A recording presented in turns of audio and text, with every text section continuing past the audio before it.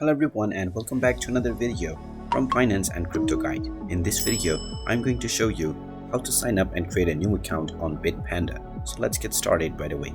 First of all, open up your web browser and then in the address bar, type in bitpanda.com and press enter. You will now be taken into the official Bitpanda website. Now click on the sign up button at the top right corner and you will be taken into the registration page. Now type in your first and your last name followed by your email address.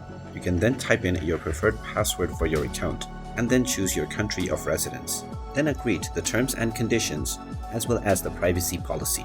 Also accept the financial terms and conditions and then click on Create Account. You will now be asked to confirm your email address. So just check your inbox and you will find an email from Bitpanda which contains a button which says Confirm My Email. Just click on this button and now your account will be created successfully. And now you can start making trades on the Bitpanda platform using your newly created account. And there you have it. That is how easy it is to sign up and create a new account on Bitpanda. If you find this video helpful, make sure you hit that like button and subscribe to our channel if you haven't done so already. Also ring that notification bell to never miss another update from us. Thank you for watching and I will see you again in the next video.